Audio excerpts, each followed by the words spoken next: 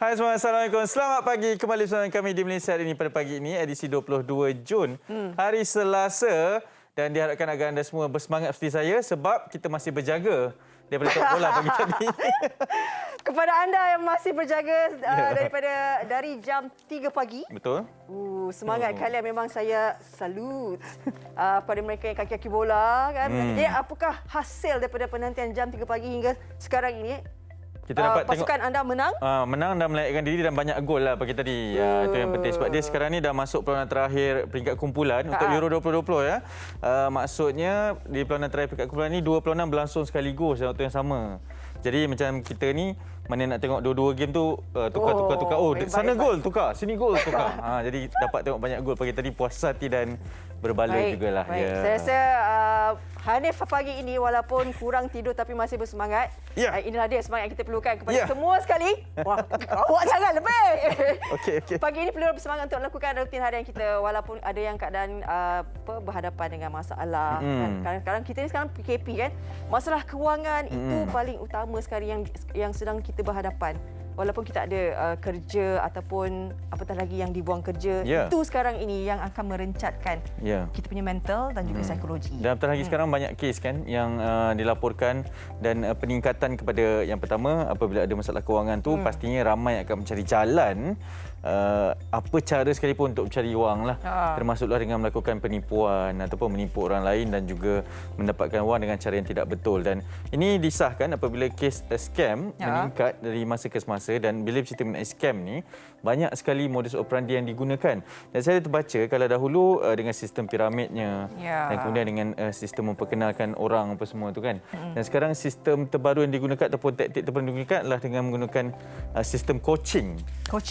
Pembelajaran kan, contoh menawarkan perkhidmatan untuk mengajar apa semua dan bila tiba masanya lesap, hilang begitu saja. Sekarang ni kalau anda perasan setiap hari pastinya saya, Hanif dan kalian semua pasti tidak terlepas akan mendapat pesanan khidmat ringkas SMS. Mungkin kita boleh tengok contohnya penerbit. Ini yang saya setiap hari malam apa saya tak tahu dari mana datangnya nombor-nombor asing ini yang memasuki talian kita akan beri pesanan ringkas ini mengatakan bahawa menawarkan sebab asalnya sebab saya ada mendaftar untuk beli rumah dan sebagainya. Jadi dari situ mungkinlah tersebar. Ini boleh kita lihat, ini antara contoh scam lah. Kadang-kadang kita dari ayat pun kadang kita boleh faham ini scam. Cepat mari ambil. Kan kita tahu. Tapi kita bila ini yang secara jelaslah scam yang akan diberikan melalui pesanannya.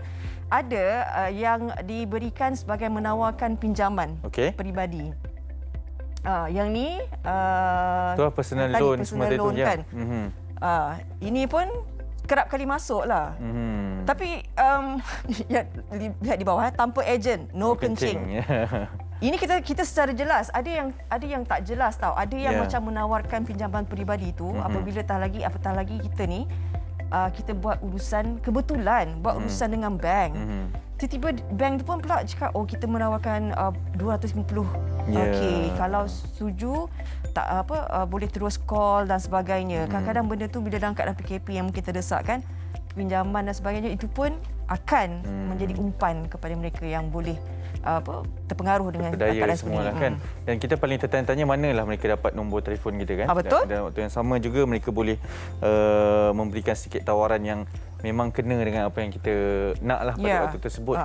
Jadi itu antara, ialah orang kalau nak buat macam-macam ni, dia adalah cara dia macam-macam nak dapatkan. Jadi tidak ketinggalan juga, bukan sahaja seperti kita, juga seorang artis juga turut berkongsi pengalaman tentang hampir di scam dengan modus operandi yang kebiasaannya memang kita biasa bacalah apabila ada mesej yang sama yang cuba mendapatkan nombor pengesahan PAC tersebut.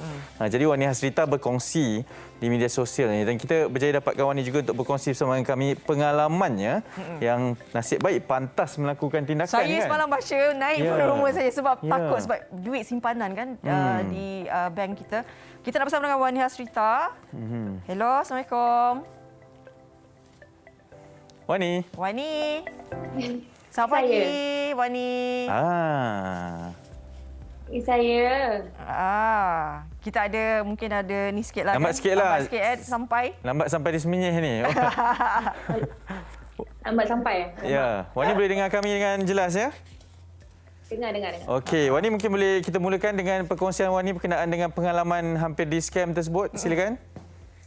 Okey, dia berlaku malam. Saya rasa tahun lepas ataupun 2 tahun lepas. Saya rasa tahun lepas lupa dah. Tapi dia bermula dengan saya dapat WhatsApp daripada nombor yang tak dikenali. Dia minta tolong, salam boleh tak saya nak minta tolong urgent. Dan saya selalunya saya bila saya dapat nombor yang tak dikenali ataupun macam saya tak kenal kan, so saya terus block tau, block. And then lepas tu ada lagi dapat satu WhatsApp salam, so saya block juga. Dan saya dapat call and then saya angkat, lepas tu dia cakap, boleh tak, Assalamualaikum, saya student ni. Saya tersalah masukkan nombor telefon masa nak bayar PTPTN, boleh tak nak minta nombor yang akak akan dapat nanti. Lepas tu saya dah macam, sebab kita aware kan dengan benda tu kan. So kita terus letak lah. And then bila terletak tu, terus saya cuba untuk login. Saya punya Maybank to you, dan tak boleh nak access, tak boleh nak masuk. So terus saya call customer service, dan waktu bercakap dengan customer service tu saya nampak saya ada membuat pembayaran di Unify sebanyak first RM1,000, lepas tu RM1,800. First RM1,000, lepas tu RM800. Which is memang dalam nasib baik dalam saya punya bank tu tinggal RM1,800 sahaja. Kan kita cukup bulan kita bayar, tinggal dalam tu je kan. So waktu bercakap dengan customer service tu, saya nampak transaksi tersebut, di mana saya memang ada buat favourite dekat saya punya Maybank to you lah. Okey. So saya andaikan dia tak dapat TAC daripada saya, dia geram kan. So dia buatlah pembayaran tu sebab favourite account tu tak perlukan TAC number. So ya, itulah. Lepas tu nasib baik customer service Maybank pun sangat-sangat membantu, and then dia terus block dan sebagainya lah. Jadi duit yang RM1,800 yang telah disalurkan ke akaun favourite tu dapat balik ke bagaimana? Dapat balik. Nasib baik akaun favourite tu bukan akaun persendirian lah, dan dia adalah pembayaran Unify. So saya call juga customer service Unify, and then diorang pun release balik lah duit tu. Okey Wani, kita nak bersama juga daripada Wani dengan Dr. Nazira Hassan, pencara kanan di Pusat Kajian Psikologi dan Kesejahteraan Manusia, Bidang Pengkajian Sistem Keadilan Jenayah Universiti Kebangsaan Malaysia, turut bersama kita di talian pada ketika ini. Assalamualaikum Doktor. Assalamualaikum Doktor. Assalamualaikum. Waalaikumsalam. Terima kasih studio bersama kami. Wani Hasrita juga ada untuk bersama-sama mendengarkan sedikitlah perkongsian Doktor. Daripada kes Wani ni, apa yang boleh kita simpulkan berkenaan dengan modus operandi yang dilakukan ni Doktor? Kalau kita lihat pada apa yang dialami oleh Wani Hasrita ni, saudari Wani ni, sebenarnya ini adalah satu taktik yang kita panggil phishing. Yang mana phishing, yang mana sebenarnya kalau dia dah lama sebenarnya berlaku. Okey, yang mana didapatkan dia dapatkan maklumat peribadi, ya, terutamanya maklumat akaun bank, nak dapatkan maklumat nombor tag, dan juga ini adalah salah satu. Tapi ada juga teknik phishing yang lain, yang mana kadang-kadang kita dapat ada link dihantar menerusi email, ataupun link daripada dihantar menerusi WhatsApp ataupun message. So jadi bila kita klik link tu dan kita masukkan maklumat. So ini adalah satu taktik yang mana scammer ni menggunakan sama ada link ataupun menerusi telefon ataupun menerusi message, dapatkan maklumat peribadi. So jadi apa yang berlaku dekat Wani Hasrita ni, mungkin kerana pengetahuan dia mendalam ataupun dia lebih aware bahawa ini adalah satu teknik penipuan. So sebab dia dah awal-awal dia dah jelas bahawa ini macam suspicious, tiba-tiba nak minta nombor tag. So dia well aware. So jadi itu yang menyebabkan dia mengambil tindakan, saya tak percaya, saya terus block, saya terus call my bank, tapi mungkin ada setengah orang, so kebanyakan mungkin di luar sana, kita tak tahu teknik ni, tak tahu teknik ni. Sebab scammer ni kreatif, saya rasa licik. Dia gagal teknik ni, dia buat teknik lain. Dia gagal nak dapatkan maklumat, maklumat peribadi, dia gunakan teknik menyamar. You know, dia pelbagai. So kalau dalam isu Wani Hasrita ni adalah teknik dia nak dapatkan maklumat peribadi. Ya. So, Doktor, okey, tadi doktor kata apa yang berlaku pada Wani itu adalah teknik phishing. Apakah mungkin mengikut kepakaran doktor sendiri kan, pengetahuan doktor sendiri berkenaan dengan scam yang ada sekarang. Ini isu global, bukan di Malaysia saja. Betul. Tapi ini isu global. Kan teknik apa yang kita lihat memang teknik ini menjadi tumpuan scam lah. Sebab tadi phishing kan, kalau Wani Hasrita mungkin dia dah ada pengalaman. Bagi kita yang mungkin baik hati, Allah kesiannya nak bayar PTPTN tersalah dan sebagainya. Apakah teknik yang orang kata teknik yang paling banyak digunakan lah sebenarnya oleh scam ni? Okey, kalau itu bagus sebenarnya soalan tu. Sebenarnya bentuk scam ni banyak. Satu tadi saudari pun ada sebut mengenai penipuan pinjaman. Ya. Salah satu teknik juga.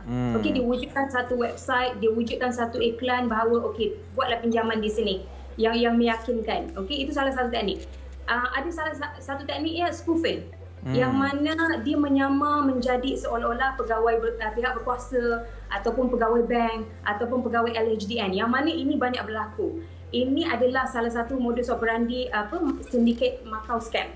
Yang mana dia telefon kita, dia kata saya ni daripada pihak berkuasa. Encik ni ada terlibat dengan pengubahan wang haram. Kalau tidak, encik akan ditangkap. Betul. Kalau tak nak ditangkap, tak apa, saya boleh tolong. Mungkin boleh masukkan 20,000 dalam akaun. Jadi encik tak akan ditangkap.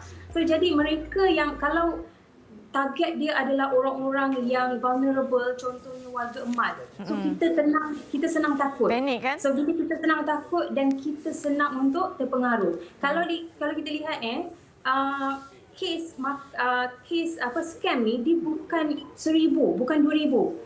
Kes dia 20,000, 78,000, 100,000. Betul. Kalau recently ni kita tengok scam, love scam. Seorang penulis getah rugi 100,000.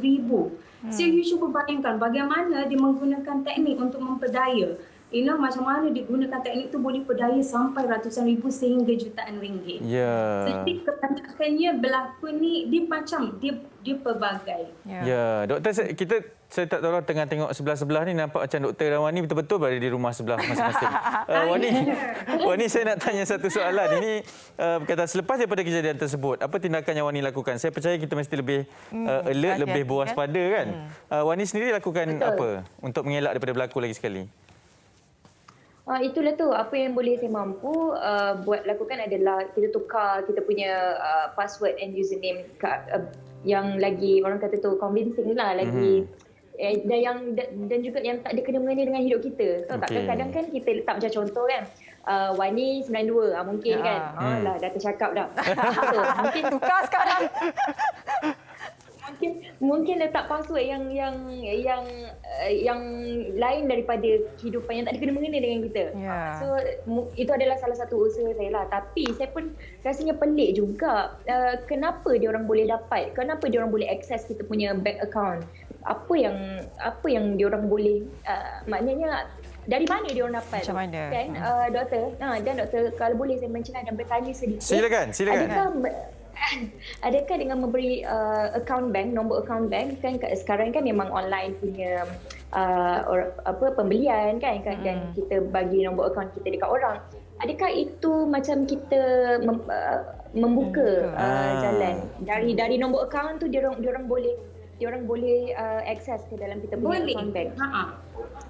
Sebenarnya selagi apa maklumat yang terkait dengan peribadi, tak kira lah nombor tag tu obviously, nombor PIN tu obvious memang tak boleh bagi, dan juga nombor account bank kita. Even kita punya IC number pun. So IC number kita, daripada IC number tu macam-macam dia boleh buat. Sebenarnya sepatutnya jawab benda ni mungkin pihak bank sendiri, tetapi memandangkan saya ada sedikit ilmu tentang tu, jadi apa-apa segala maklumat peribadi yang kita rasa itu tidak sepatutnya dikongsi, jangan kongsi. So sekarang ni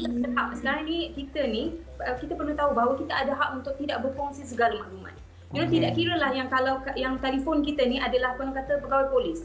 Dia kata kita akan ditangkap kalau tidak kongsi maklumat sekian-sekian. Kita ada hak untuk kata okey tak apa. saya tak nak kongsi di sini, saya sanggup pergi balik. Sebab kita ada hak untuk tidak berkongsi. Tak apalah, sekarang ni pun kalau bank dia nak buat promosi kan, kalau dia nak buat promosi pun dia selalu telefon. Ini yang sah lah. Dia selalu telefon. Tak apalah, kita cakaplah dengan pihak bank tu. Saya betul-betul saya minta maaf, saya tak percaya. Boleh tak untuk saya stop panggilan ni? Walaupun orang yang telefon tu orang yang betul ke, kan? Sebab kita keliru. So jadi macam pertanyaan Wani Hasrita ni, saya rasa ramai lagi kat luar sana yang sebenarnya rasa benda yang sama.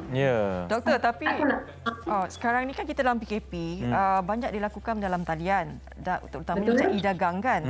Jadi bila adanya jual beli dalam talian seperti begini, macam tadi Wani kata nombor akaun bank saja, ya. Kan kita nak transfer dan sebagainya. Bagaimana doktor? Sebab sekarang ni semuanya dalam talian kan? Betul.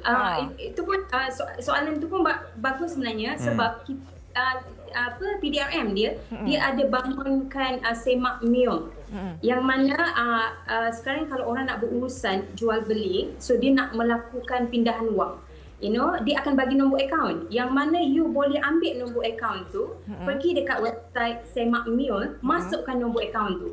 Jadi dekat website itu dia boleh bagi tahu sama ada akaun ini adalah akaun yang sah atau tidak. Okay. Saya rasa itu merupakan salah satu inovasi dari PDRM yang saya rasa dapat membantu. Doktor boleh ni websitenya tadi apa? Semak Mule ya? Semak Mule. Semak Mule. Okay. Kalau sekarang MHI boleh kongsikan, saya rasa pun ramai yang dah tahu dekat luar sana. Semak. Nanti kita akan kongsikan laman web tersebut. Pastinya ini yang sangat-sangat memberi faedah kepada kita lah kan. Sebab sekarang ni semua kan Wani pun kita semualah, semua secara online senang kan. Itu memang saja itu satu-satunya platform yang sekarang kita boleh bergerak untuk membeli barang dan sebagainya. Okey, baik. Terima kasih kedua-duanya sudi bersama dengan kami berkongsi berkaitan dengan program pagi ini. Terima kasih doktor. Terima kasih. Thank you so much. Stay safe. Sama-sama juga kepada kalian berdua. Itu dia Wani Hasrita dan juga Dr. Nazirah Hassan, Pensyarah Kanan Pusat Kajian Psikologi dan Kesejahteraan Manusia, Bidang Pengkajian Sistem Keadilan Jenayah UKM. Saya kira scam ni tadi yang apa yang dikongsikan, saya rasa itu sangat memberi manfaat kepada kita. Kan sebab kita memang akan melalui fasa yang sama juga. Cuma kita tepuk dari tanya setia. Kadang-kadang kita ni tak tahu, cuma kadang-kadang taktik dia bila meraih simpati kan. Bagi kita yang macam kesian dan sebagainya, itu yang kadang-kadang membawa kepada perkara sedemikian. Betul. Bila awak cakap mengenai simpati, saya ada satu fakta nak kongsikan juga. Ini sekarang ni yang terbaru sejak PKP. Kita fahamlah dengan keadaan sekarang. Tapi ada yang mengambil kesempatan dengan mewujudkan satu sindiket untuk mencari pertolongan-pertolongan daripada yang memberi bantuan. Maksudnya kalau dia tahu ada salah seorang ataupun NGO ni bagi bantuan, ramai-ramai akan datang menggunakan akaun yang tak ada gambar profil apa semua dan meminta bantuan dengan cara kaedah yang sama tau. Jadi itu pun salah satu sindiket lah, maksudnya dia ambil hak orang lain kan. Dan itu kita perlu berhati-hati juga dan tapislah sebelum memberikan sebarang bantuan yang diinginkan. Kita semua berhati-hatilah, waspada dengan penipu yang seperti ini. Emosi penipu tu kena tinggi sikit. Elakkan dari skema. Kita nak berteriak seketika. Selepas ini ada perkongsian berkaitan dengan ambilan guru secara besar-besaran oleh pihak Kementerian Pendidikan Malaysia. Semuanya selepas ini di MHI.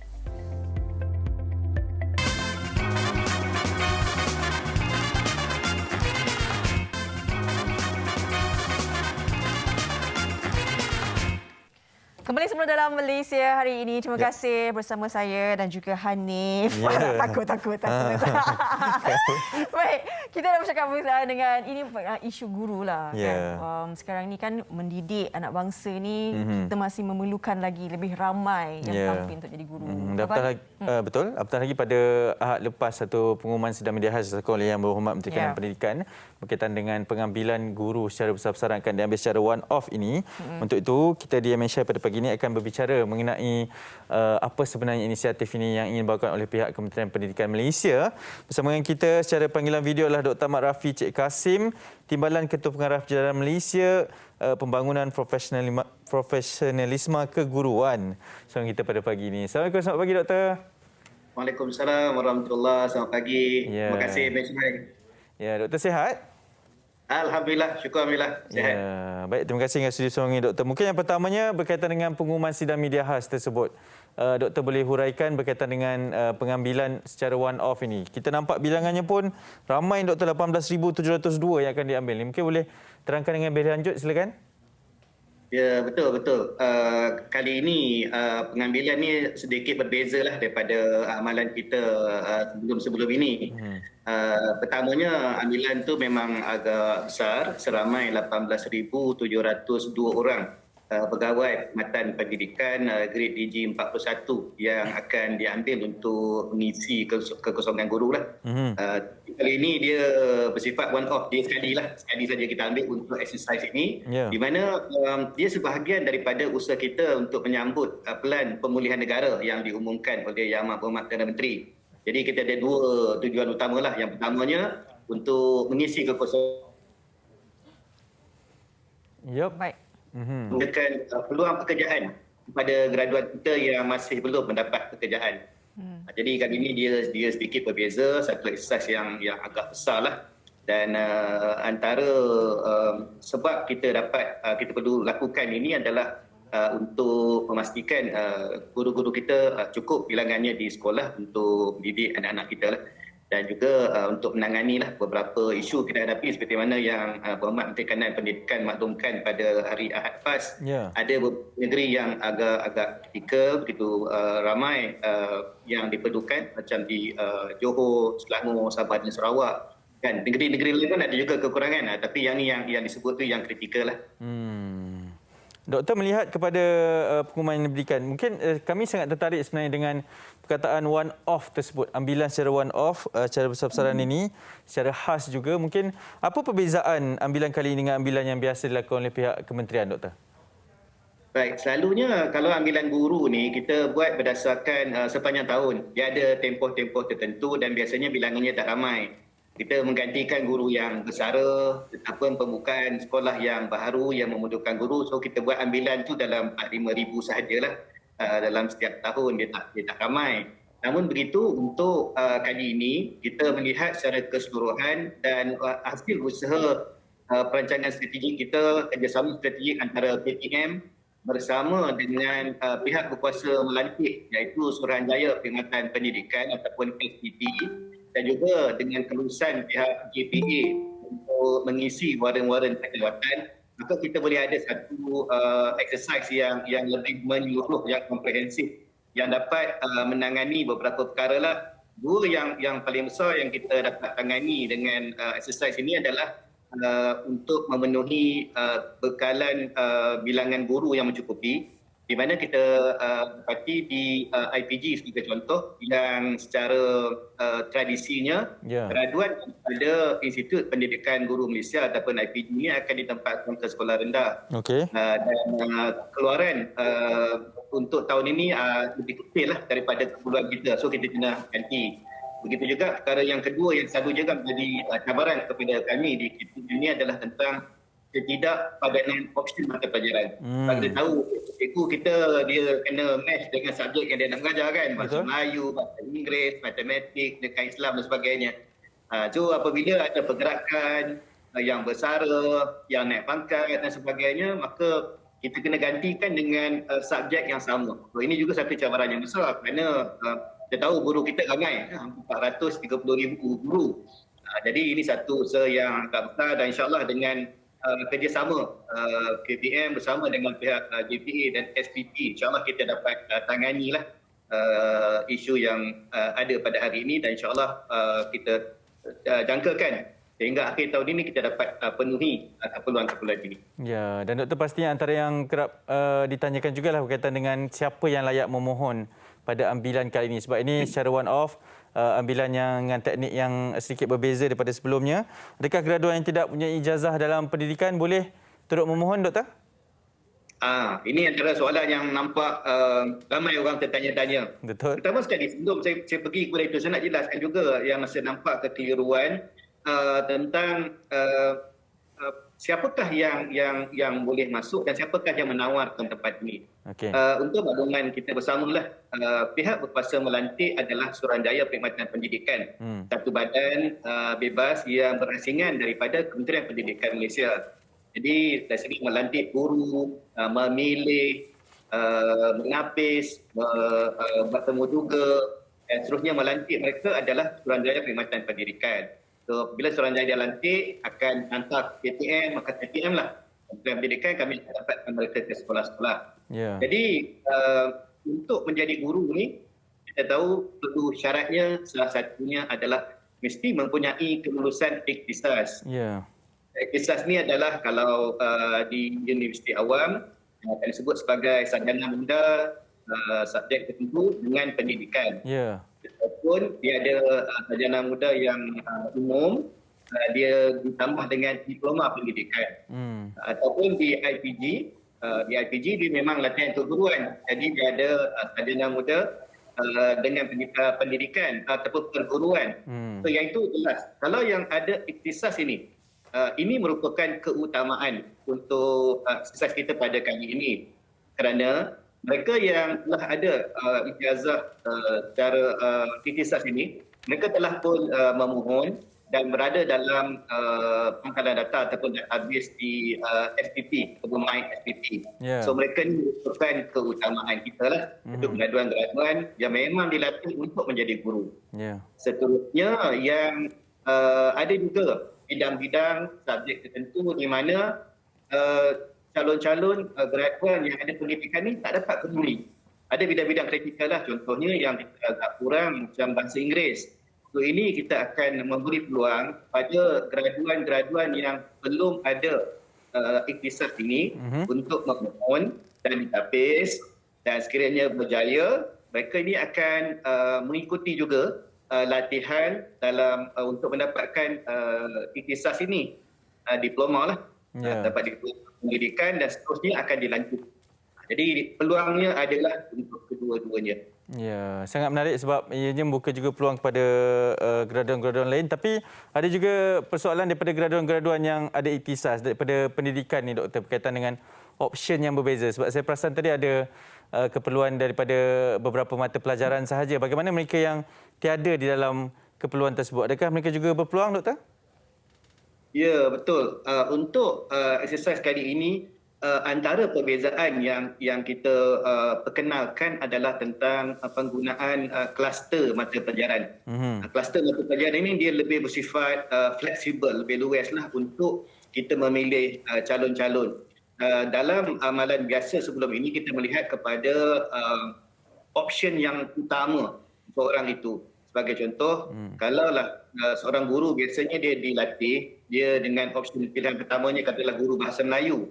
Dia ada second option, pilihan kedua di mana mungkin sejarah atau geografi dan juga bidang-bidang yang lain yang boleh mengajar. Tapi apabila biasanya untuk pengambilan kita melihat yang pertama sahaja. So, untuk exercise kali ini kita kelompokkan dalam kluster-kluster yang lebih fleksibel. Jadi katakanlah graduan tersebut dalam bidang kimia atau fizik, dia akan termasuk dalam kelompok yang mana apabila ditemuduga sekiranya semua syarat-syarat berkaitan dengan keguruan itu dia telah penuhi, subjek ataupun bidang konten itu kita akan letakkan di dalam bidang sains. Maka dia boleh mengajar juga subjek sains teras ataupun kimia, juga matematik yang mana dalam kelompok yang sama. So, ini akan memudahkan kita untuk memberi ruang yang lebih kepada graduan-graduan ini untuk ditempatkan ke sekolah, insya-Allah. Dan ini semua tertakluk kepada lulusan pihak kuasa mengantik iaitu SPP. Ya, menarik juga supaya mereka juga ada peluang untuk dilantik. Doktor, mungkin yang paling penting pada ketika ini adalah proses permohonan untuk ambilan khas ini. Mungkin doktor boleh terangkan dengan lebih lanjut. Sekali lagi silakan. Baik, untuk proses permohonan nanti, yang pertama seperti mana yang dimaklumkan oleh Yang Berhormat Menteri Kanan, kita kena tunggu iklan lah. InsyaAllah iklan akan dikeluarkan oleh pihak SPP mulai 7 Julai. Yang telah sedia maklum, so tunggulah untuk iklan. So dalam iklan berkenaan akan dinyatakan dengan detail proses-proses bagaimana ini akan berlaku. So nombor satu adalah iklan. Apabila iklan itu dikeluarkan, dia akan nyatakan bagaimana nak mendaftar dalam portal SPP, IPG dan sebagainya. Akan ada URL-nya, kita boleh masuk dan daftar secara online. Jadi apabila dia mendaftar, kita akan buat tapisan yang pertama. Tapisan dan semakkan permohonan ini akan melihat kepada dokumen lah, kelayakan, serta bidang yang harus mereka ada dalam, adakah dia match dengan bidang yang kami perlukan di KPM buat masa ini. Itu yang terusnya, lepas tapisan itu, bagi calon-calon yang belum ada ijazah Ikhtisas, mereka akan melalui apa yang kita panggil ujian kelayakan calon guru ataupun UKCG. Yang tiada di sana, UKCG ini merupakan satu ujian psikometrik secara dalam talian yang digunakan oleh IPG di KPM untuk menyaring calon-calon yang memohon latihan keguruan di IPG. So hanya calon yang lulus tapisan UKCG ini yang kita akan pertimbangkan untuk menuju saringan seterusnya. So, kalau yang layak melepasi UKCG ini, pihak SPP akan panggil untuk sesi temuduga. Dan ini memandangkan dalam keadaan kita sekarang dengan PKP ini, temuduga juga akan dijalankan secara dalam talian panel. Dan ini akan melibatkan ramai lah. Biasanya temuduga kita tak ramai, tapi kerana exercise dia besar kan, pihak kami akan membantulah pihak SPP dari segi logistiknya, dari segi kemudahan tempat, dari segi panel penemuduga juga, supaya kita boleh memberi akses kepada lebih ramai calon untuk mengikuti temuduga. Dan sekiranya berjaya dalam temuduga, mereka akan mendapat keputusan menerusi portal SPP dan seterusnya akan diserah kepada KPM untuk ditempatkan. Dan seperti mana yang diumumkan oleh Yang Berhormat Menteri dalam perancangan kita, mereka akan mula ditempatkan secara berperingkat mulai Oktober 2021. Ya, alang-alang doktor dah bercerita mengenai penempatan ini. Mungkin terakhir doktor boleh terangkan mengenai bagaimana status penempatan itu diterapkan? Adakah ada peluang calon-calon ni memohon atau akan diberikan oleh pihak KPM sendiri, doktor? Silakan. Ini satu soalan yang menarik. Pertama sekali, kalau kita balik kepada asas yang paling besar kenapa kita melakukan pengambilan secara besar-besaran ini adalah untuk memenuhi keperluan. So kita lihat di manakah anak-anak kita di sekolah memerlukan guru. Itu nombor satu. Kita utamakan bagaimana guru yang kita hantar akan dapat memenuhi keperluan. Mengikut option dan juga di tempat-tempat yang amat memerlukan guru. Jadi yang itu keutamaan. Namun begitu, kita juga akan melihat dari segi aspek kebajikan calon lah. Sebenarnya kita akan menempatkan mereka yang paling hampir, paling mudah di negeri masing-masing. Sebab hampir semua negeri kita akan tempatkan. Cuma ada beberapa negeri yang lebih tinggi keperluannya, kita lebih ramailah kita akan hantar ke negeri-negeri berkenaan. Namun sebagai guru dan juga sebagai penjawat awam, kita sentiasa bersedia ditempatkan di mana-mana sahaja untuk mencurahbakti menunaikan apa yang telah diamanahkan kepada kita. Jadi calon-calon ini nanti saya yakin semasa temuduga tentulah akan ditanyakan boleh tak dihantar ke mana-mana. Biasanya dia akan menjawab, iyalah boleh saja kan. Betul. Ini kita haraplah calon-calon guru, bakal guru yang akan menyertai perkhidmatan pendidikan ini akan berjiwa guru lah dan bersedia untuk ditempatkan ke mana-mana untuk memenuhi keperluan negara. Ya, insya-Allah itu antara yang boleh diambil juga oleh calon-calon dan juga sekiranya mereka berjaya untuk melepasi segala proses. Doktor, terima kasih banyak. InsyaAllah nanti kita akan berkongsi lagi banyak berkaitan dengan perkara ini. Ini untuk pengetahuan dan panduan semualah. Dr. Ahmad Rafi Cik Kasim, Timbalan Ketua Pengarah Perjalanan Malaysia Pembangunan Profesionalisme Keguruan. Assalamualaikum, Doktor. Waalaikumsalam warahmatullahi. Terima kasih. Ya, sama-sama. Ya, banyak sekali yang dikongsikan tapi apapun iklan akan mula dikeluarkan 7 Julai nanti. Ya. Kalau ikutkan jumlahnya banyak. Ramai, ramai. 18,702. Kalau ini kesengaja ada mempunyai kriteria kan, syarat-syarat kelayakan yang diberitahu tadi. Jadi mungkin boleh kalau apatah lagi kalian mempunyai semangat untuk mendidik anak bangsa. Guru sekarang ni antara saya rasa profesi yang mencabar. Setujulah. Kan? Apatah lagi dalam keadaan COVID pandemik ini kan. Saya rasa itu memang sangat-sangat mencabar. Mereka perlu mempelbagaikan lagi kan konsep pengajaran tu. Kreativiti, inovasi dan sebagainya sangat-sangat diperlukan ketika ini. Bagi saya dalam kelas pun dah susah, apatah lagi dengan dalam talian ini dan sekarang ni apa pun nanti dapatkan maklumat lanjut berkaitan dengan perkara ini. Okey, sekarang kita ingin persembahkan kepada anda. Persembahkan? Ini secara maya kita nanti akan bersama dengan Sisi Iman. Tapi kita saksikan terlebih dahulu lagu terbaru dari Sisi Iman.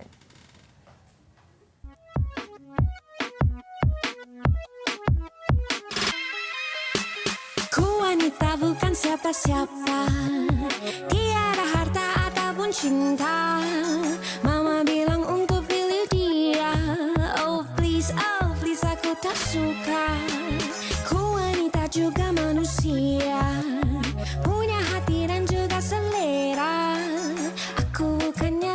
berisi cinta. Oh please aku tak suka. Terperangkap aku dalam dua kisah, cerita berbeza, tolonglah. Bebas, aku mau bebas dari segala kekusutan dalam kehidupan. Ku tak mau begini, tolak sana sini, biar aku lari dari semua. Bebas, aku mau bebas dari segala kekusutan dalam kehidupan. Ku tak mau begini, tolak sana sini, biar aku lari dari semua. Ku wanita juga manusia, punya hati dan juga selera. Aku bukannya berisi cinta. Oh please aku tak suka. Terperangkap aku dalam dua kisah, cerita berbeza, tolonglah. Bebas, aku mau bebas dari segala kekusutan dalam kehidupan. Ku tak mau begini, tolak sana sini, biar aku lari dari semua. Bebas, aku mau bebas dari segala kekusutan dalam kehidupan. Ku tak mau begini, tolak sana sini, biar aku lari dari semua. Ku tak mudah termakan, ku tak mudah ditawan. Jangan coba kau dekat, jangan coba untuk dekat. Aku mau sendiri mencari arti cinta abadi. Bebas, aku mau bebas dari segala kekusutan dalam kehidupan. Ku tak mau begini, tolak sana sini, biar aku lari dari semua.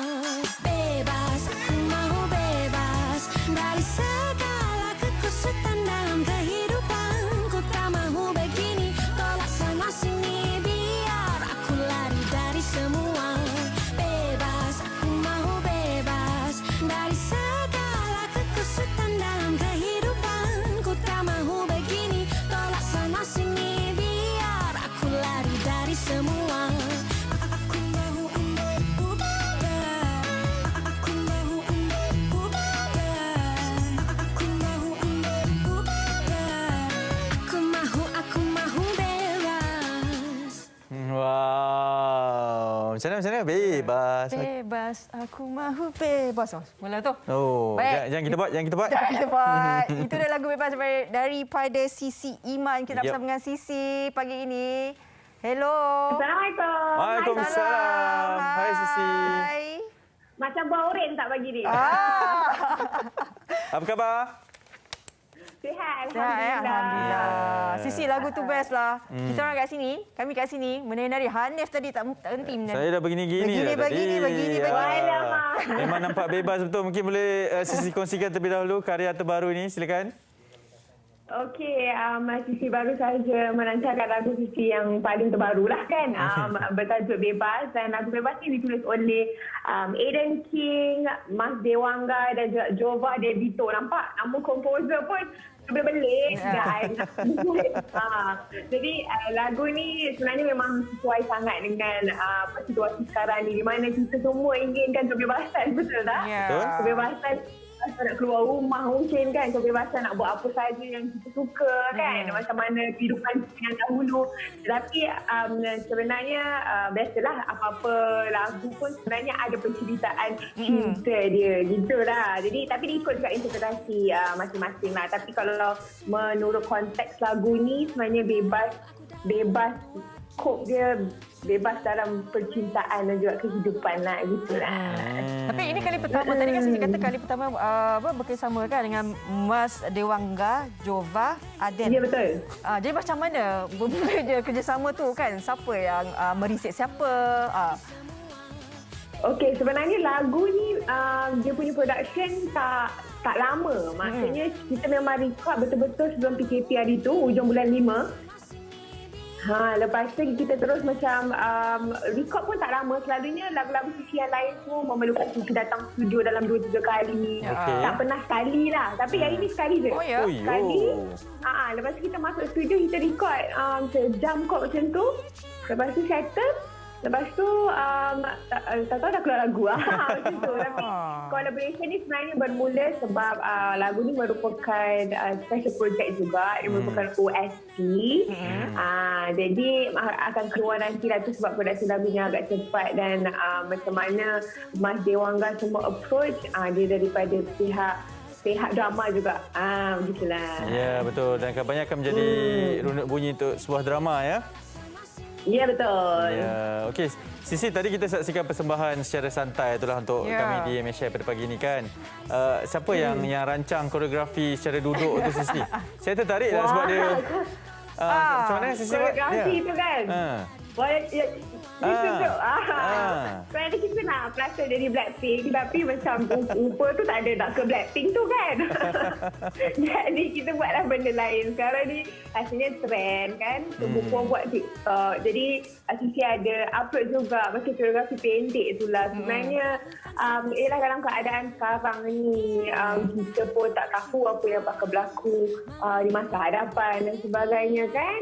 Sisi rasakan macam kita sendiri perlu cari benda yang buat kita happy. Jadi Sisi buat create sikit koreografi tu upload dekat TikTok, dekat Instagram, mungkin boleh buat sendiri-sendiri kan kalau duk bosan-bosan kat rumah tu. Ada keluar rumah jadi Sisi banyak macam even lagu part tu pun Sisi ada buat TikTok juga. Family Sisi kat Instagram. Jadi tu macam pernah cakap macam it's trend. Lepas tu macam kalau lah duk bosan-bosan tu bolehlah buat. Sebab lagu ni pun rancak kan? Betul. Dia punya lirik masa chorus tu pun agak catchy juga. Jadi lagu ni dah keluar pada 5 Jun. Dah mula keluar lah kan semuanya? 5 Jun yang lalu. Semuanya dah keluar. Cuma ni boleh dengar lah. kita tak dapat nak shoot lagi sebab yalah kan sekarang kita tak ada nak keluar dan sebagainya. Jadi kita belum shoot lagi lah. Tapi insyaAllah kalau PKP ni dia tak apa kan, lepas tu kita mungkin boleh shoot lah. Okey, Sisi, sikit pesanan kepada peminat untuk terus menyokong Sisi. Maklumlah keadaan kesihatan pun semakin baik sekarang Sisi kah? Ya, betul. Ya, maksudnya sihat ni kan dah berisi ke dah? Bukan. Kan terjatuh kuda kan. Saya ingat lagi Sisi berkongsi. Sekarang dah kembali aktif lah maksudnya. Sihat tu sensitif tau, bukan untuk perempuan. Oh, okey. Tak. Saya memang direct je ni. Okey. Alhamdulillah. Sisi ingin katakan pertama sekali mestilah terima kasih kepada semua peminat yang sentiasa menyokong Sisi.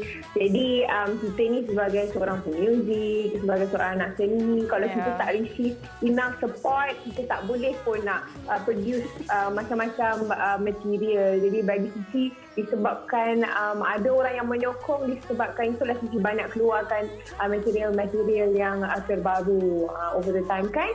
Jadi terima kasih banyak-banyak dan keep on supporting. Jangan lupa follow Sisi di semua social media. Sisi Iman, SISYIMANN. Itu dah. Terima kasih banyak Sisi. Kita doakan yang terbaik untuk Sisi juga dan lagu Bebas. Ini. Bebas. Okey Sisi, jaga diri. Alright. Bye. Salam. Lain, dia buat lain. Bila saya buat nampak macam lain ya. Hello? Ya? Okey. Mimi aja ya. Okey, kita nak teruskan. Sisi Iman, kita harapkan juga peminat-peminat nanti terus mengikuti perkembangan Sisi di Instagram juga. Ya, betul. Ada juga di-upload di TikTok kan macam mana dengan koreografer yang tadi, koreografi ni tadi. Boleh buat TikTok challenge lah tu. Boleh. Boleh berduet tu. Okey, kita nak bertindak seketika selepas ni. Banyak lagi perkongsian bersama kami di MHI. Jangan ke mana.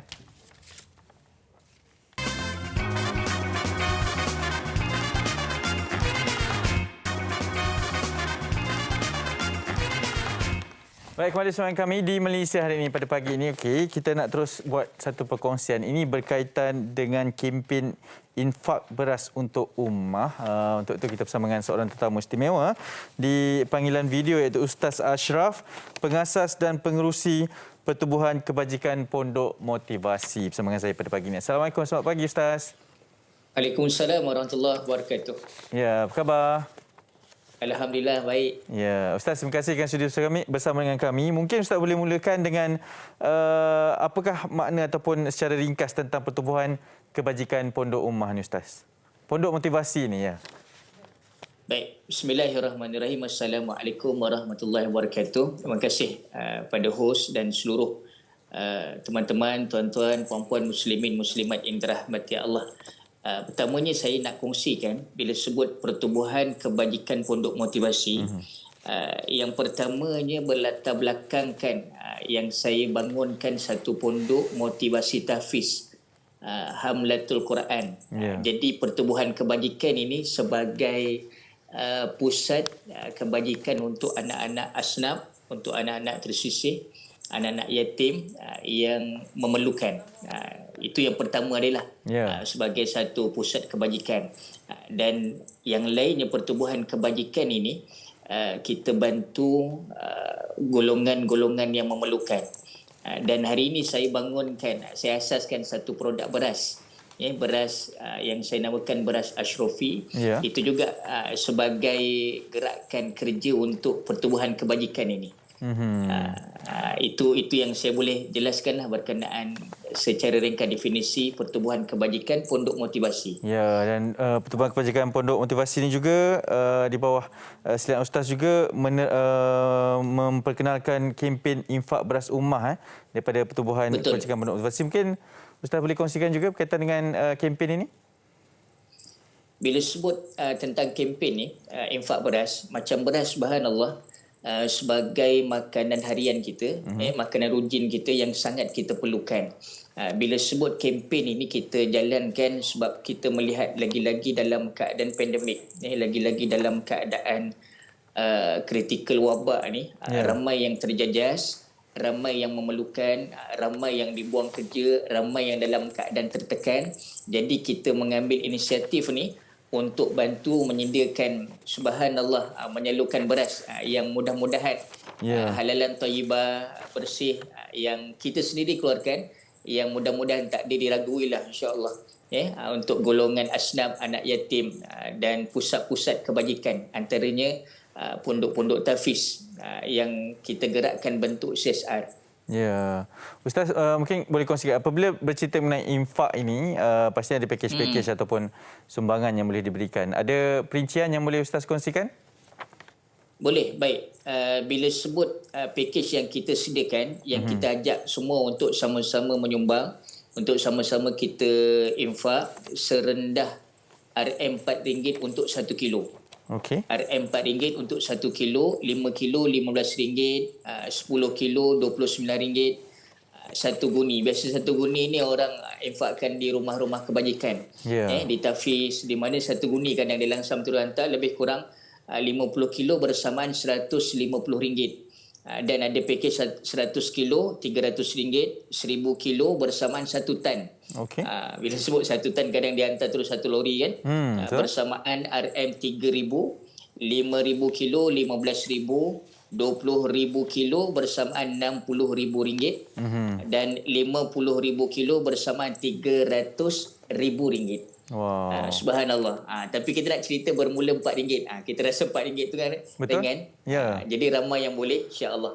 Ya, maksudnya sehingga sebesar RM300,000. Ya, betul. Ada pakej-pakej mengikut nilai sumbangan masing-masing untuk diinfakkan. Ustaz, apabila ada sumbangan, ada nilai ini, pasti ramai yang tertanya tentang ke mana sumbangan ini akan diberikan, Ustaz.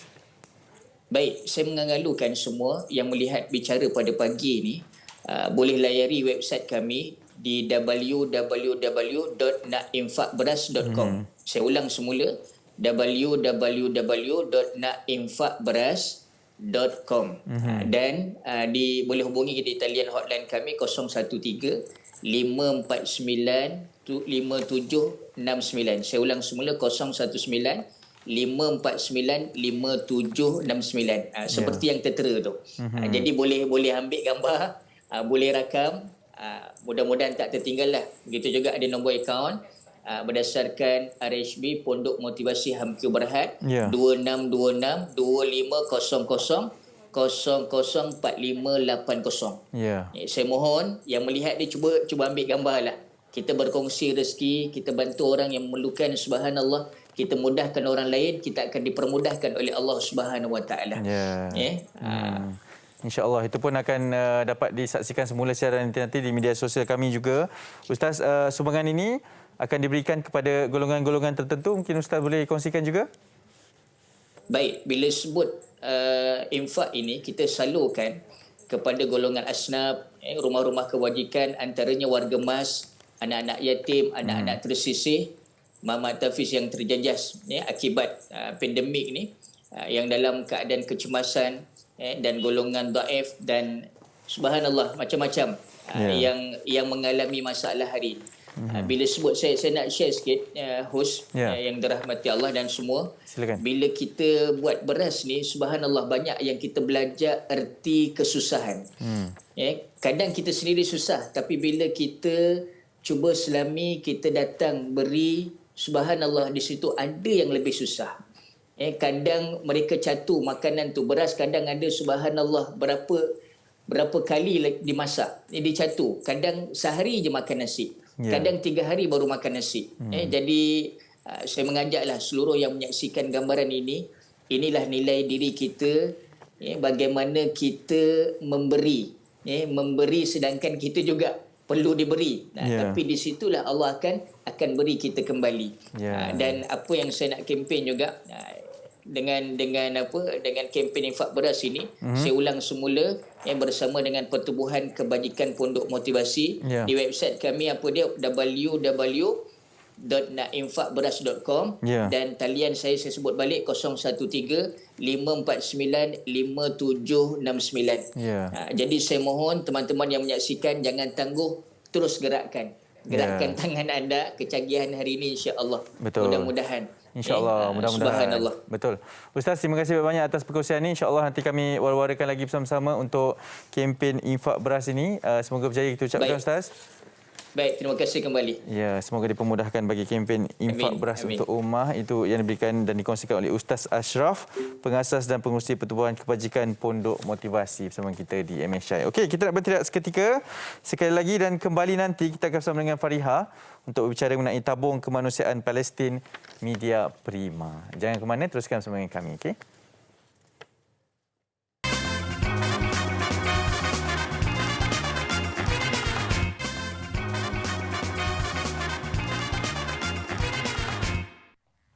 Baik, kembali semula di Malaysia hari ini.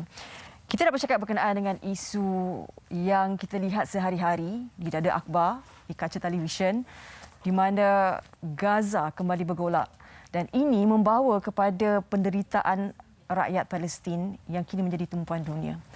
Kita tahu bagaimana rejim Zionis Israel ini tanpa rasa bersalah, tanpa rasa adanya peri kemanusiaan melakukan jenayah perang ini, jenayah kemanusiaan ini terus ke Gaza.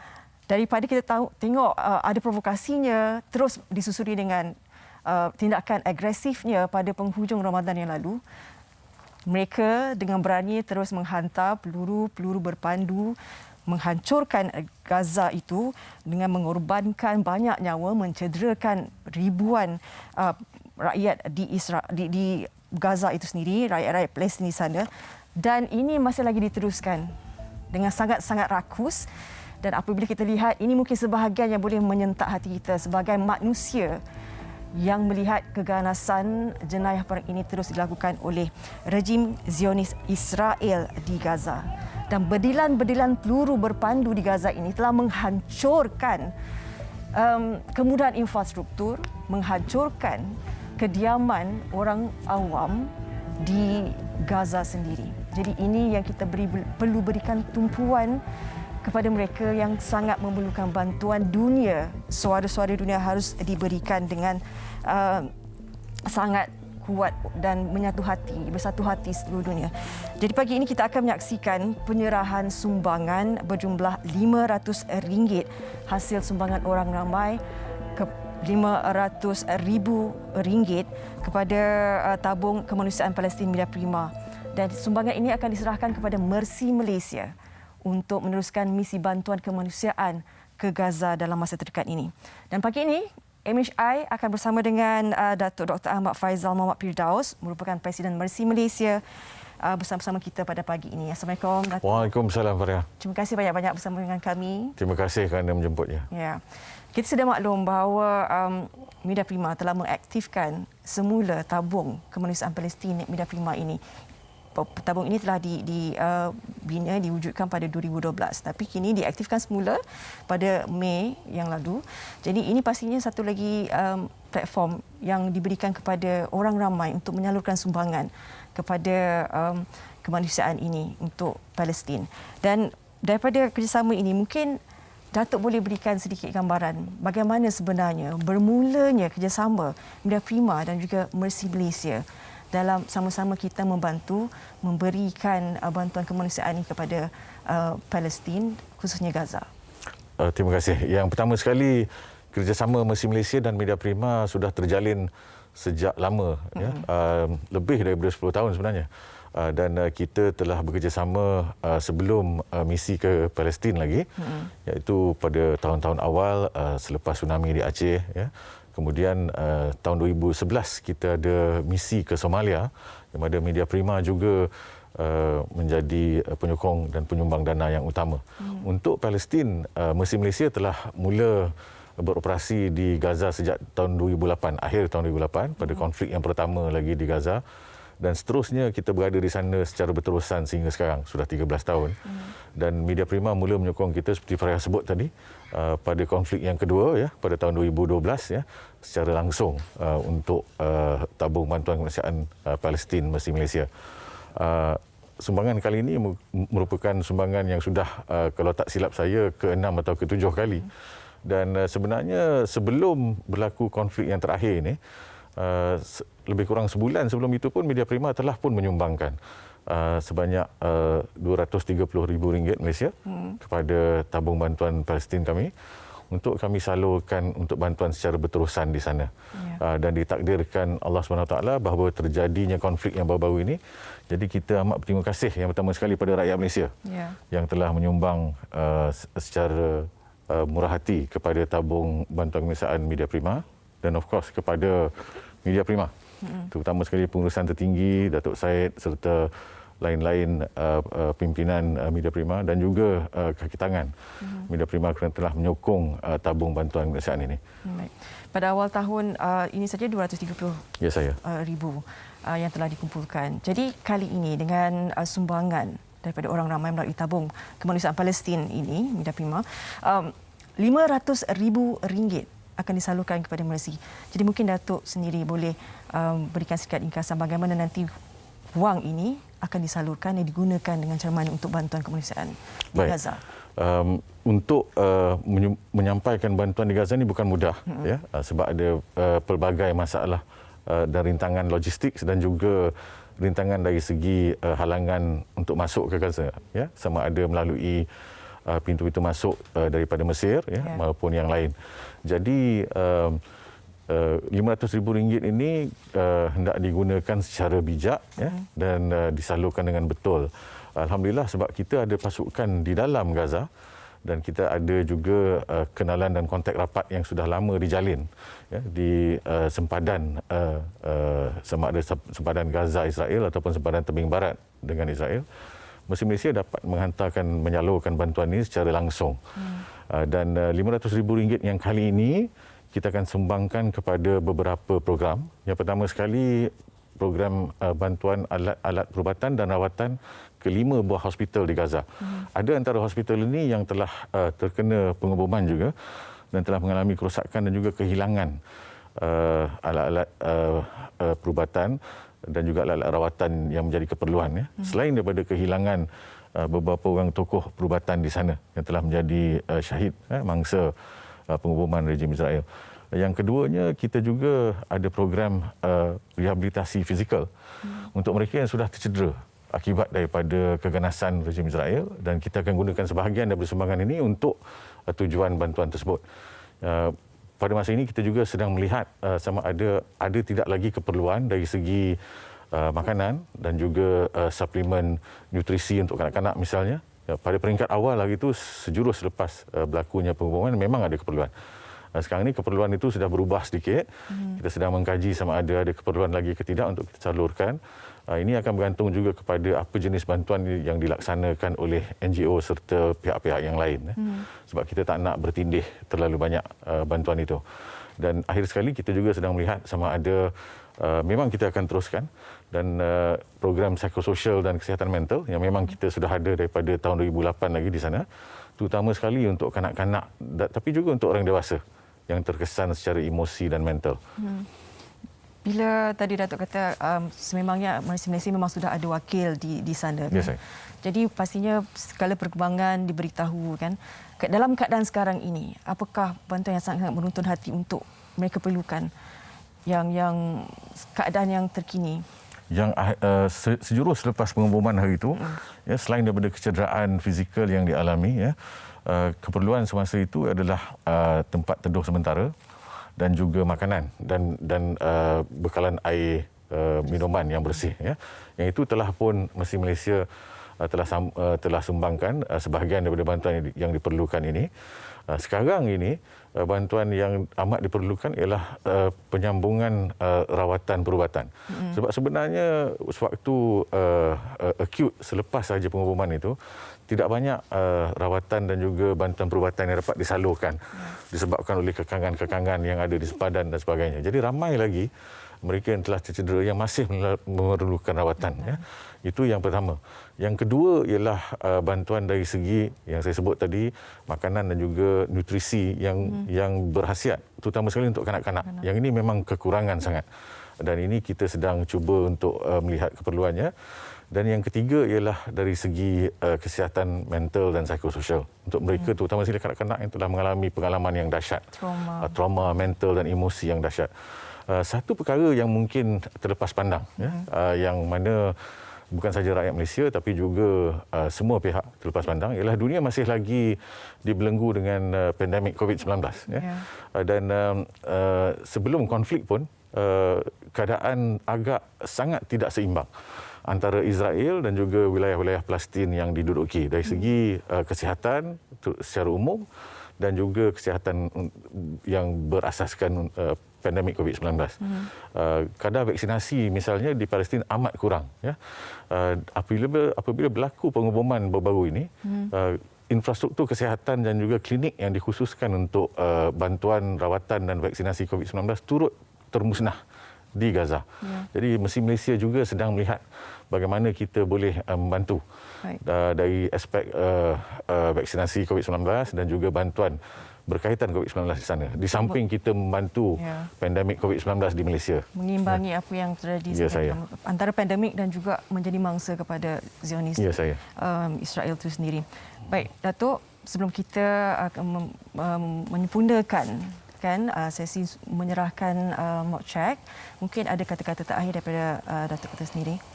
Yang pertama sekali, terima kasih lagi sekali kepada semua rakyat Malaysia yang telah menyumbang kepada tabung kemanusiaan Media Prima.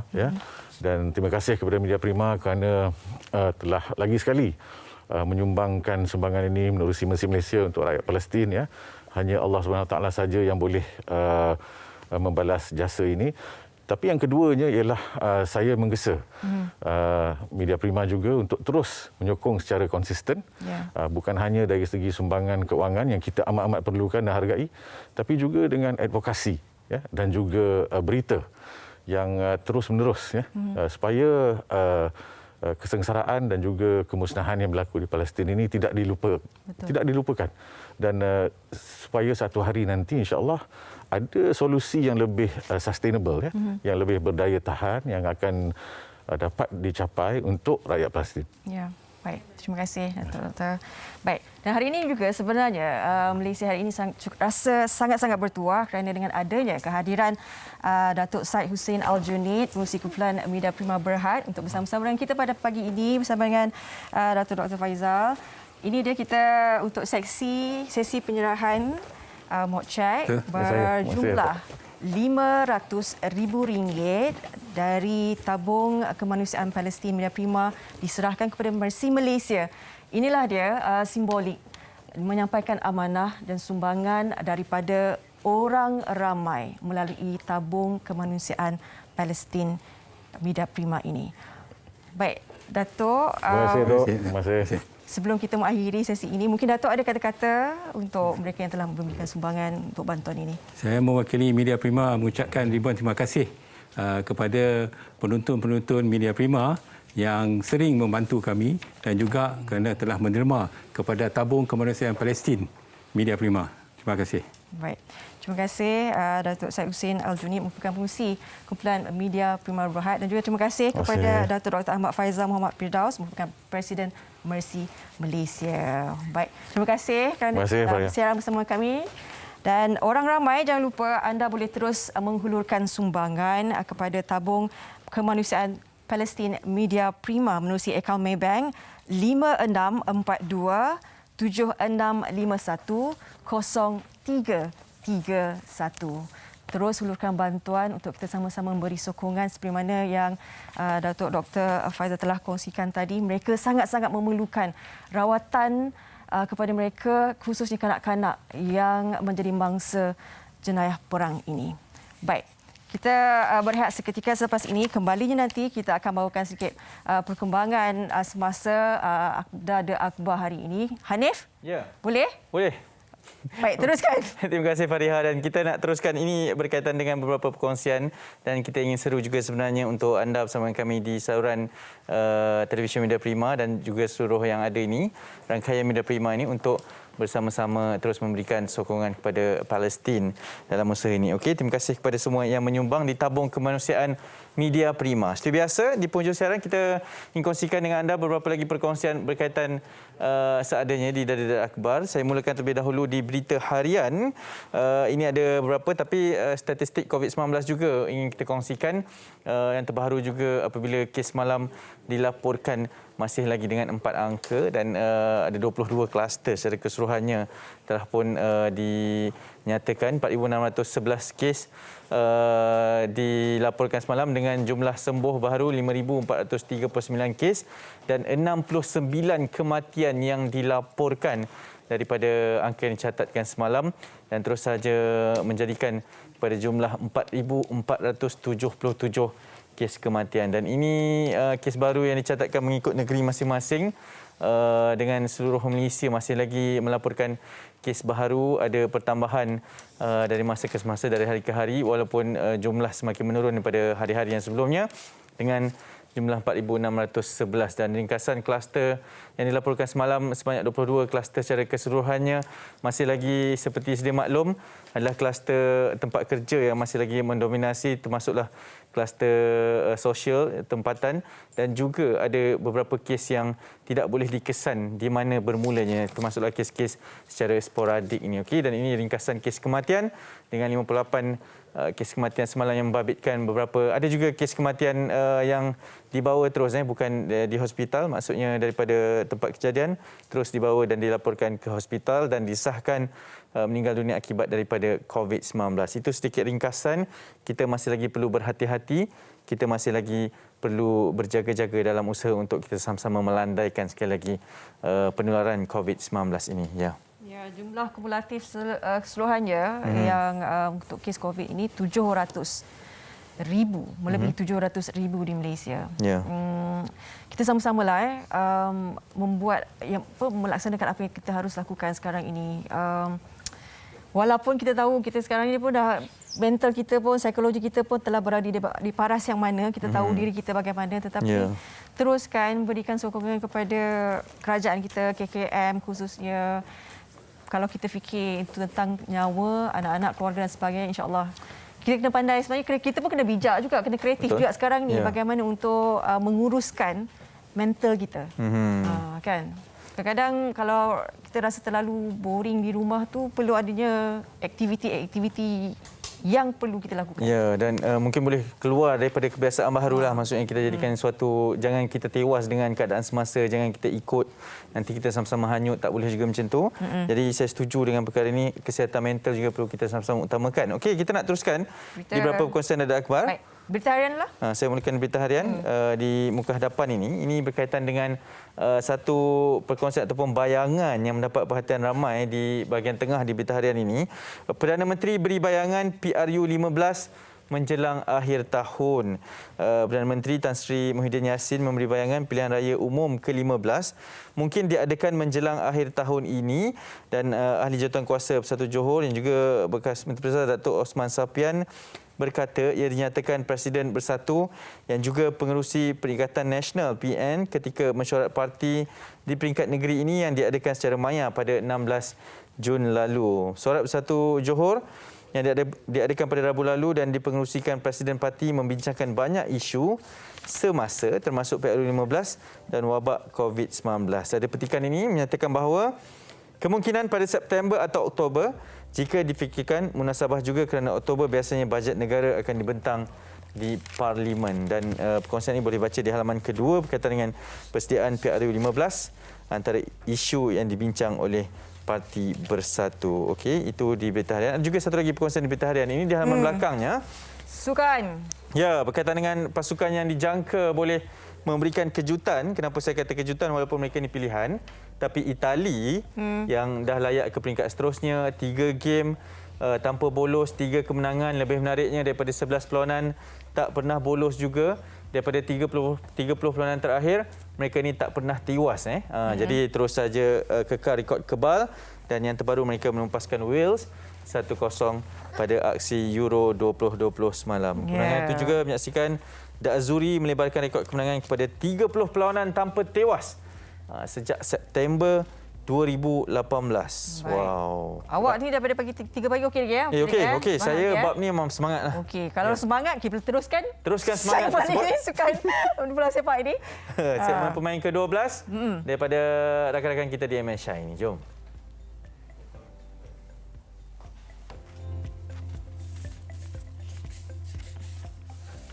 Memang kejap lagi dia akan muncul.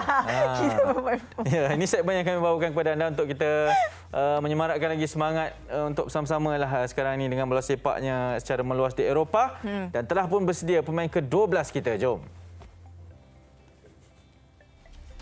Euro 2020 memasuki perlawanan ketiga saingan peringkat kumpulan, dengan aksi pada malam ini bakal menyaksikan England turun menentang Republik Czech dan Croatia akan turun menentang Scotland, dengan keempat-empat pasukan masih lagi berpeluang melayakkan diri untuk ke pusingan yang seterusnya. Saya sebagai pemain ke-12 dan juga secara peribadi memilih pasukan Portugal untuk bergelar juara pada edisi kali ini, sekaligus mempertahankan kejuaraan yang dimiliki mereka pada edisi yang lepas.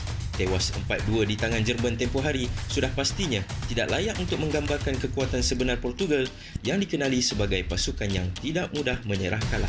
Saya yakin pemain-pemain berpengalaman seperti Cristiano Ronaldo, Pepe dan juga Rui Patricio akan menerajui kebangkitan Portugal bersama dengan pemain-pemain muda mereka.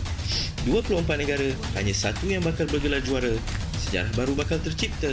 Teruskan sokongan anda dan majulah sukan untuk semua. Syat awak ni peminat Portugal. Ya. Okey, apapun akan bersama pada malam ini nanti. Antara yang menjadi tumpuan jugalah perlawanan antara pasukan England menentang Republik Czech juga untuk perlawanan peringkat kumpulan terakhir ni. Okey? Baik. Kita nak bacakan satu lagi baca surat khabar ni di Harian Metro. Ini kalau dengar pasal artikel ni semua terliur. Kenapa tu? Ini berkenaan dengan durian. Siapa tak suka durian? Angkat tangan. Suka? Okey, suka. Okay, ini berkenaan dengan durian paduka. Ini dia dekat Pasir Salak Perak. Katanya lemak manis durian paduka ni memang menambat hati sesiapa saja kalau makan. Kalau pergi Pasir Salak tu kan lokasi sejarah. Jadi kat situ ada durian paduka. Katanya ini keluarga ni dia dah buat durian ni pada 1985. Dia daftarkan di bawah durian ni sebagai D148. Okey. Tahun 1985. Tapi sebelum tu 1984 dia masuk pertandingan durian kat Perak, dia juara. Lepas tu daripada itulah baru daftarkan. Dia kata ni aromanya lebih bergas. Rasanya lebih sedap, berlemak, manis. Sedikit pahit yang menjadi kombinasi terbaik untuk durian. Betul saiz dia pula dia kata lebih besar. Isi juga agak tebal. Bayangkan dapat yang bawah. Tak boleh bayang. Makan sikit. Macam tu. Ini dia durian paduka. Dia bagi nama durian paduka sebab apa tahu? Sebab? sebab nama kampung Okey. keluarga tu. Dia kampung yang diberi nama ni ada nama Paduka kat belakang tu. Jadi dia ambil lah sempena keluarga ni duduk dekat situ. Kampung Tok Paduka Raja Mukim Pulau Tiga. Terus jadi nama durian Paduka. Lemak manis ala amboi-amboi. Ala amboi-amboi. Jadi kalau pergi Pasir Salak, bukan saja kalau Senti mana tahu kan dah ada, kita ada rezeki keluar, pergi tengok kawasan-kawasan sejarah dan sebagainya. Sekarang ni tak boleh lagi kan. Tapi ingat di Pasir Salak ni durian Paduka, durian terbaik. Itu gas tu yang bahaya. Masih menusuk kan. Baunya dari jauh tu, baunya tu. Okey. Itu di Harian Metro ada berita harian, anda boleh baca dan dapatkan juga. Okey, kita nak teruskan perkongsian di MSI pada pagi ini dengan kabar yang agak mendukacitakan juga berkaitan dengan pemergian Hajah Sapinah Mamat, Johan Karya Kebangsaan tahun 1980 dan 1981 dan 1987 serta Johan Karya Antarabangsa tahun 1981 dan 1987. Hajah Sapinah Mamat ini berasal dari Tumpat, Kelantan. Pada usia 70 tahun, Allahyarhamah Hajah Sapinah diserang sakit jantung. Dan kita kalau boleh ingin bersama dengan cucu Allahyarhamah, iaitu Aisyah. Kini berada di talian bersama kami. Hello, Assalamualaikum. Waalaikumsalam warahmatullahi. Ya, apa khabar? Aisyah. Alhamdulillah. Salam takziah kami ucapkan buat Aisyah dan juga keluarga. Terima kasih. Baik. Aisyah, katanya antara cucu yang paling rapat juga dengan Allahyarhamah. Ya, saya. Baik, mungkin Aisyah sebagai cucu yang paling rapat, pastinya kita dah tahu ini antara kejayaan Allahyarhamah sendiri sebagai qariah kebangsaan kan. Jadi mungkin bagaimana sebenarnya melihat Allahyarhamah ini sebagai seorang yang rajin mengaji dan kan mungkin didikan dalam keluarga itu bagaimana Allahyarhamah berkongsi ilmu yang ada kepada keluarga yang lain. Dia kalau untuk kami lah adik-beradik kan, setiap malam tu adalah bermi sebelum saya sambung belajar kan, pergi mengaji dengan nenek lah. Dan diteruskan sampai sekarang lah. Sebelum dia meninggal pun adik-adik masih teruskan lagi lah pergi belajar mengaji dengan beliau. Ya, mungkin boleh kongsikan juga bagaimana kepribadian Allahyarhamah bersama dengan ahli keluarga.